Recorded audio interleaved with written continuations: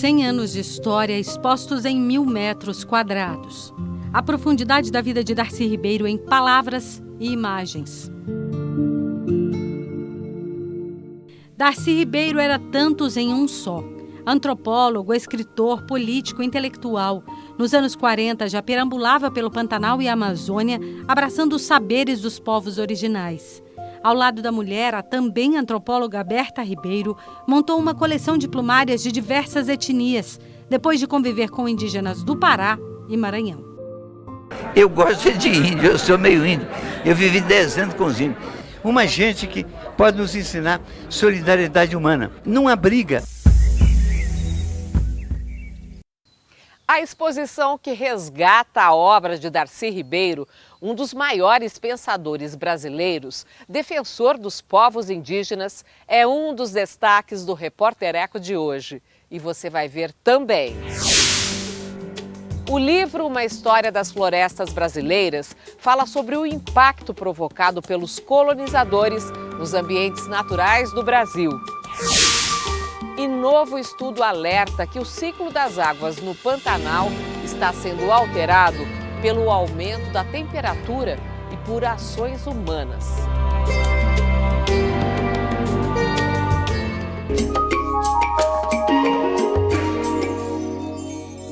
O retrato da devastação ambiental desde a chegada dos colonizadores europeus ao nosso país é mostrado no livro Uma História das Florestas Brasileiras. O autor, Zé Pedro de Oliveira Costa, reforça o papel dos povos originários na conservação dos biomas.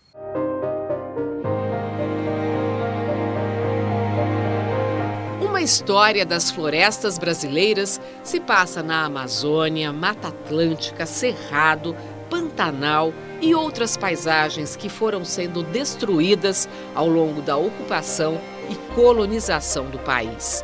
O livro, de autoria do pesquisador do Instituto de Estudos Avançados da USP, Zé Pedro de Oliveira Costa, é um projeto antigo, fruto da dissertação de mestrado, escrita em 1979 nos Estados Unidos, que o autor preferiu não publicar na época da ditadura no Brasil.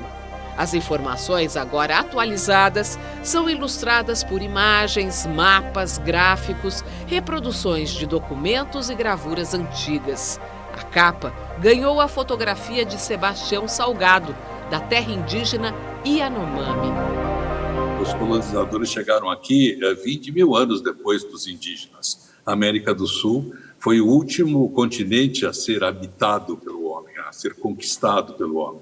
E os indígenas viveram 20 mil anos sem que quebrasse esse equilíbrio. Então, o Warren Dean conta no seu livro sobre a história da floresta atlântica brasileira, detalhadamente, como foi esse processo e quanto ele foi devastador, inclusive recentemente. No século XX se devastou mais da metade da floresta atlântica, não é uma coisa antiga. A partir de 1950, essa destruição se acelera, multiplica-se muitas vezes no Cerrado, na Caatinga e principalmente na floresta amazônica. Como é que se deu a ocupação das florestas brasileiras de forma geral? Olha, lamentavelmente, nesses últimos 500 anos, e em especial nos últimos 100 anos, uma derrubada catastrófica, que, aliás, faz parte, inclusive, da história da minha família. Eu nasci no Vale do Paraíba, onde, em 1850, o café foi plantado sem nenhum cuidado ecológico.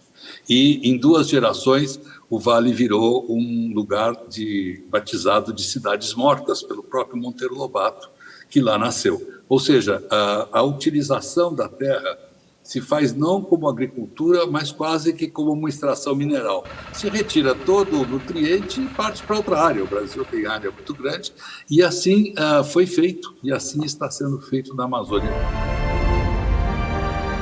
O pesquisador reforça a importância do modo de vida dos indígenas que viveram milhares de anos em equilíbrio com a floresta. Viviam, de fato, como parte da natureza. Eles se sentiam natureza, entendiam natureza e também não tinham os meios de fazer uma derrubada muito grande. Ou seja, a civilização no Ocidente nas Américas não chegou à idade do ferro, que é a idade do machado. O machado chegou com os portugueses, que fascinou os índios, porque facilitava imensamente a tarefa deles. Mas existia, e ainda existe em grandes partes da Amazônia, um equilíbrio entre a vida do ser humano, certo? A forma como ele derruba uma pequena parte da floresta, cultiva, abandona depois que essa área fica infértil, derruba outra enquanto essa se recupera. Isto é algo que a gente advoga, assim, a ideia não é transformar a Amazônia num cerrado, num deserto, mas é utilizar a floresta de forma a que ela possa trazer os benefícios para a população local e não para apenas poucos exploradores ou máfias de exploradores de ouro e, enfim, de todas as outras formas que estão sendo feitas agora. Existe um capítulo dedicado às maneiras de ver a natureza brasileira. Quais as visões da natureza que você destacaria nesta entrevista? O indígena é a natureza, ele não se vê fora da natureza, ele não entende isso diferente. Já a visão capitalista vê a natureza como monetariamente, não interessa o que vai acontecer depois. Isso aconteceu com a cana-de-açúcar, com o café, com o pau-brasil. O pau-brasil foi extinto na natureza. Então, em meio a isso, existe uma visão romântica, existe a visão dos poetas. Portinari fez desenhos maravilhosos, nós temos artistas que pintaram, Villa-Lobos escreveu a Floresta Amazônica, um dos concertos marinos. Então, existem todas essas visões, inclusive uma visão popular que cultua a natureza nas diversas religiões africanas como lugar sagrado. Então, tudo isso é mostrado. Por exemplo, uma cidade como São Paulo, como Rio de Janeiro, essas visões estão juntas, porque existem populações de todos esses, digamos, origens, e é preciso que a gente as entenda para poder conversar com as pessoas. Como preservar as florestas brasileiras? Existe uma maneira científica, que é saber replantar, que nós já sabemos, existem vários exemplos. Sebastião Salgado replantou a fazenda da família dele, existem a Floresta da Tijuca, no Rio de Janeiro, foi toda replantada ainda no século XIX, mas isso dá trabalho, é melhor garantir o que a gente já tem e garantir em termos de corredores ecológicos. Se a gente for correr atrás, depois das espécies perdidas, nós realmente não vamos encontrar mais muito o que fazer.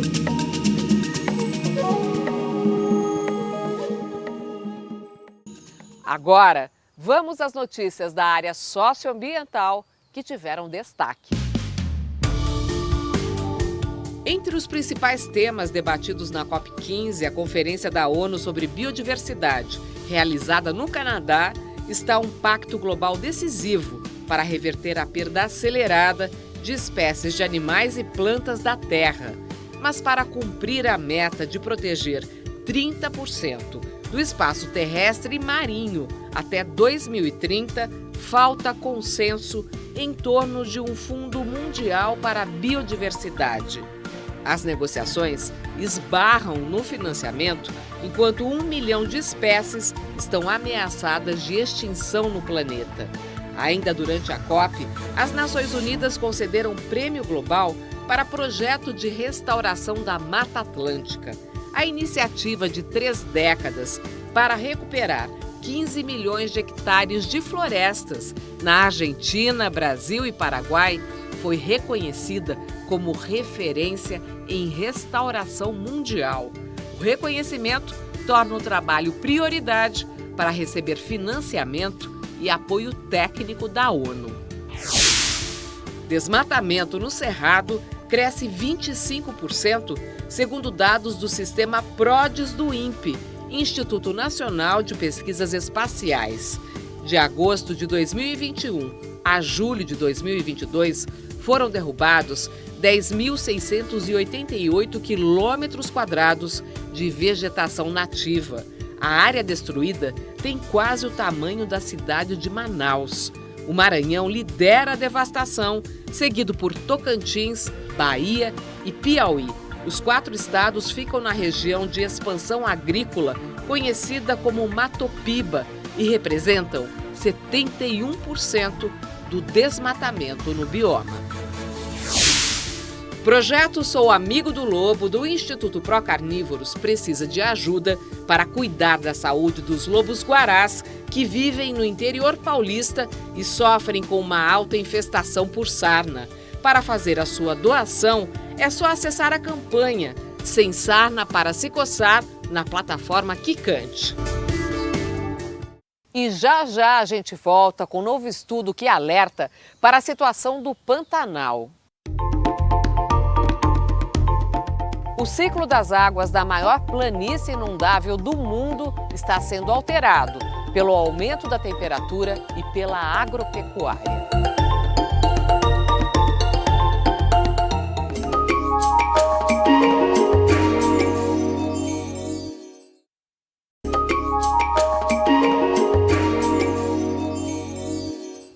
O ciclo das águas do Pantanal, a maior planície inundável da Terra, está sendo fortemente afetado pelo aquecimento global e por ações humanas como a agropecuária.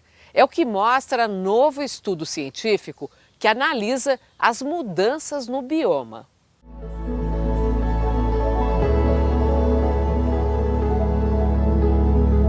Paisagens deslumbrantes, abundância de espécies silvestres e criação de gado se misturam na maior planície alagada do planeta, o Pantanal. Campos, cerrados e florestas compõem a região que se estende por 150 mil quilômetros quadrados, nos estados do Mato Grosso e Mato Grosso do Sul. Uma imensa área úmida, rica em biodiversidade e serviços ecológicos, que dependem dos ciclos hidrológicos da região. Existe uma preocupação muito grande, tanto da parte da conservação desse bioma, quanto do uso e ocupação adequado, não só do Pantanal, quanto do seu entorno todo. Portanto, do ponto de vista de conservação, do ponto de vista do meio ambiente, do ponto de vista econômico, de uso e ocupação do solo, o Pantanal é uma área muito importante para todos nós. Mário Assini, professor da Unesp de Rio Claro, e o pesquisador da Embrapa Pantanal, Ivan Bergier, são autores de um estudo que avaliou imagens de satélite disponíveis entre a década de 70 e os dias de hoje, além de dados obtidos em campo, para entender as mudanças dos rios nas diferentes partes do Pantanal ao longo das décadas, tanto as naturais quanto as provocadas pela ação do homem. Nós tentamos reconstituir as mudanças recentes que a paisagem vem sofrendo, as mudanças dos cursos dos rios, essa é uma das partes mais importantes. As mudanças de curso ocorrem numa ordem de grandeza temporal de poucas décadas. Os resultados do estudo apontaram para uma aceleração das alterações das dinâmicas dos ciclos hidrológicos do bioma, sobretudo pelas mudanças climáticas e outras intervenções humanas como a agropecuária, a presença de cidades e estradas. As mudanças dos cursos dos rios, ambientes e climas, elas, ou seja, épocas mais secas, épocas mais frias, isso é condicionado por fatores naturais. O que nós dizemos é que, em função da ocupação das diferentes áreas, os fenômenos estão cada vez mais acelerados, né? Nos últimos anos, as mudanças têm sido mais rápidas. E isso se deve ao fator antrópico. Agora, é inexorável que a ocupação vai continuar. De forma alguma, devemos penalizar o fator do uso e ocupação da terra. A questão principal é assim, como ocupar, como gerenciar, como tratar o Pantanal. Para entender a complexidade dos rios do Pantanal, é preciso compreender sua formação ao longo de milhões de anos. Existem formas que são autoafins, que a gente pode dizer, são formas parecidas entre elas, né, em escalas diferentes. Então, a principal delas é o megaleque, em que o rio seria o ramo principal, e no Pantanal os rios eles são distributários, diferente dos rios de rocha, né, que convergem para um canal. No Pantanal é o contrário. Então, você tem o rio correndo na parte mais alta, e quando ele recebe areia demais, sedimento demais, ele vai assoreando, e aí ele quebra para o lado e abre, e nesse processo ele vai formando lóbulos, e vai construindo esses megaleques. Então essa é uma uma configuração, vamos dizer assim, dentro da planície que se repete nos vários rios que trazem água para dentro do Pantanal, né? E aí, em seguida, você tem o lobo ativo, né? Esse canal, ele se abre nesse lobo onde hoje, no caso hoje, né, ele está migrando, né? O rio migra, né, de um lado para outro à medida que ele vai depositando areia, né, e vai sofrendo avulsão. E o resto do megaleque, as áreas que são os lobos abandonados, que um dia já foi um lobo ativo, são áreas que não recebem mais água de rio. Elas são influenciadas mais por água de chuva, né? E no fim tem o Rio Paraguai, que é o canal principal de drenagem, né, de todos esses leques, né? Primeiro, esse entendimento, uma visão do Pantanal que é diferente, né? De você olhar para essas formas como com função. Cada uma tem uma função diferente. Uma carrega água, a outra distribui areia e a outra está levando a água embora. Nos anos de 2020 e 2021, o Brasil assistiu às queimadas descontroladas no Pantanal, que devastaram quase 40% do bioma, o que gerou preocupação nos ambientalistas, no sentido de que o fogo de grandes proporções estaria intensificando a seca na região. Existe alguma evidência de que o Pantanal esteja realmente mudando as características desse alagado? Nós não temos dados de estações pluviométricas e pluviométricas que tenham uma longa duração. Nós temos dados de algumas décadas. Então, na verdade, o Pantanal está secando. Na dúvida, o melhor sempre é preservar. Os dados do estudo científico devem auxiliar a governança da região e a repensar a ocupação para que homem e natureza possam viver em equilíbrio em um dos ecossistemas mais importantes do país. No Pantanal, a pecuária é extensiva, então você precisa de 4 hectares para criar um animal, uma vaca. Na região de Planalto já é o contrário, você cria um animal em 1 hectare, em um quarteirão, né? E às vezes até mais. E essa pecuária que acontece nos planaltos, ela pode ser cada vez mais sustentável, com conservação de solo, né, com integração lavoura, pecuária e floresta. Então, você reintroduzir o componente arbóreo no sistema, que tem um papel muito importante na retenção de sedimentos. Existe a possibilidade de se produzir de forma sustentável e reduzindo o impacto no Pantanal e para os pantaneiros, né? Então, tem os fazendeiros da região do Pantanal que fazem essa pecuária tradicional há mais de 200 anos, né, e que tem um valor, né, sociocultural disso, não é só, e da biodiversidade também, e tudo isso, né, e que isso tem uma marca que pode ser muito valorizada, né, nos mercados, tanto nacional quanto no internacional, né.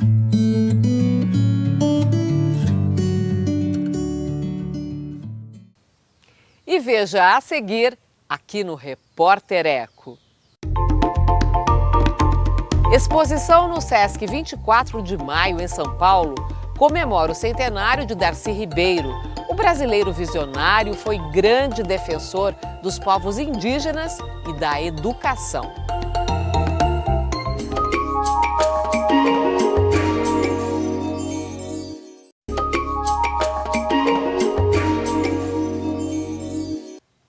Utopia Brasileira Darcy Ribeiro, 100 anos. Exposição em cartaz no Sesc 24 de maio, em São Paulo, resgata a história e a obra de um dos mais importantes pensadores da realidade brasileira. Atuou em várias frentes, especialmente na defesa dos povos indígenas e da educação.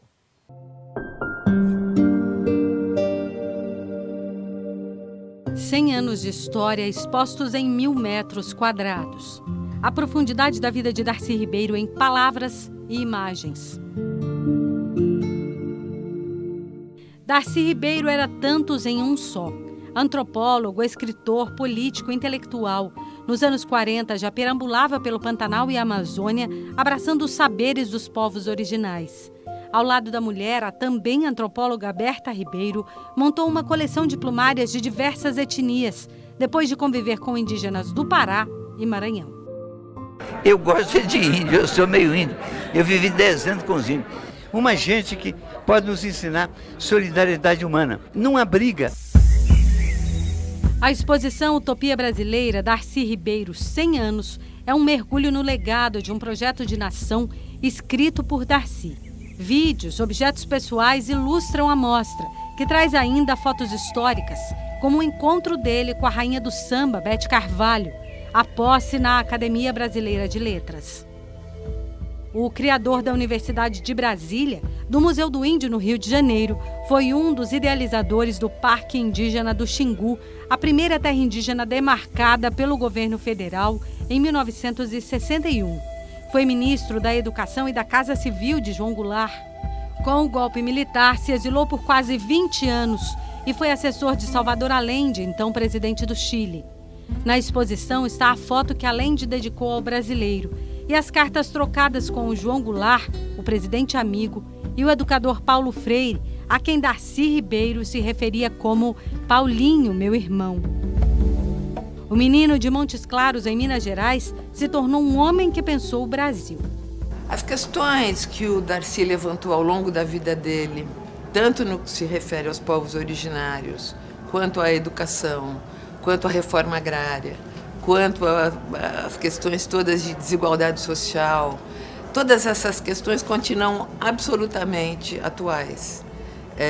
A gente continua com índios sendo espoliados, a gente continua com uma educação de péssima qualidade. Então, eu acho muito pertinente, num momento em que o Brasil chegou no fundo do poço e que nós estamos num momento de repensar o Brasil, que é o que está acontecendo agora, que esse pensamento venha à tona e venha à luz, porque ele pode realmente nos ajudar a pensar.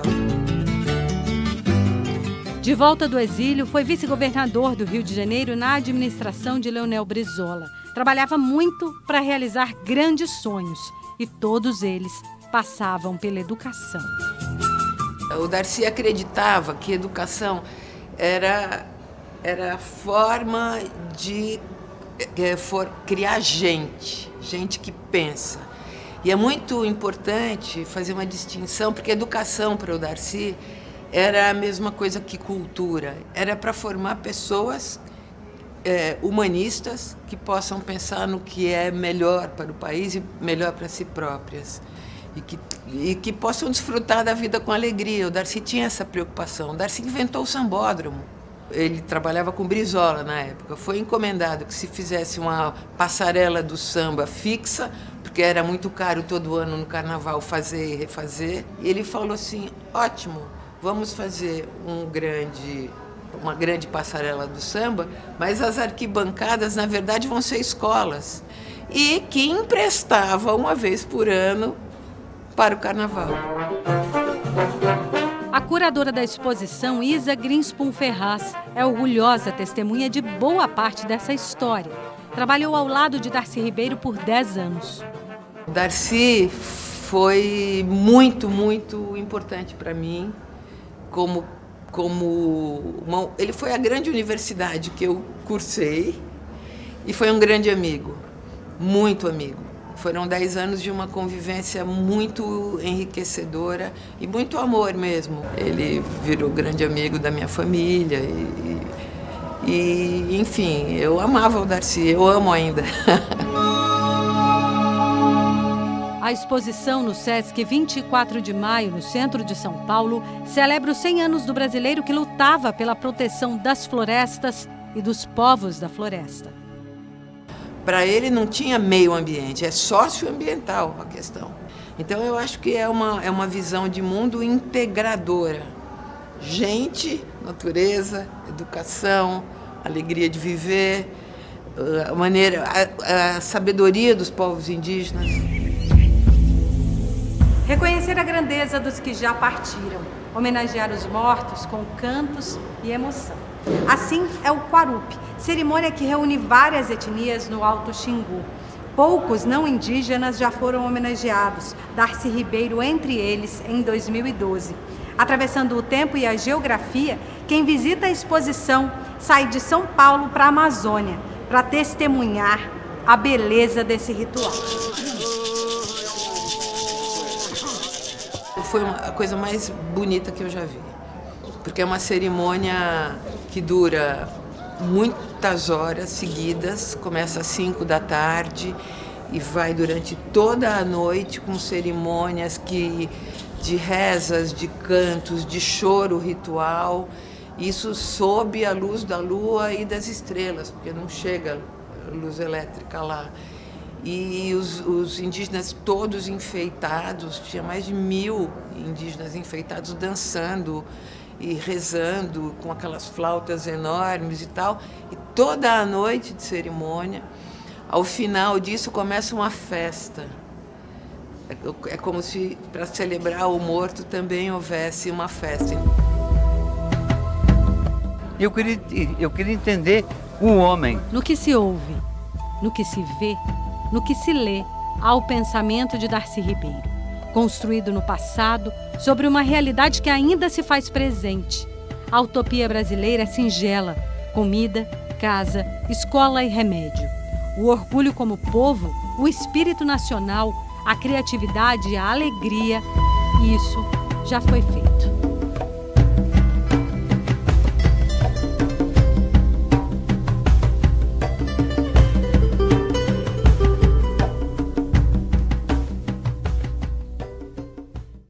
E por hoje é só. No próximo Repórter Eco tem mais projetos, ações e pesquisas por um mundo melhor e mais digno para todas as formas de vida. Até lá!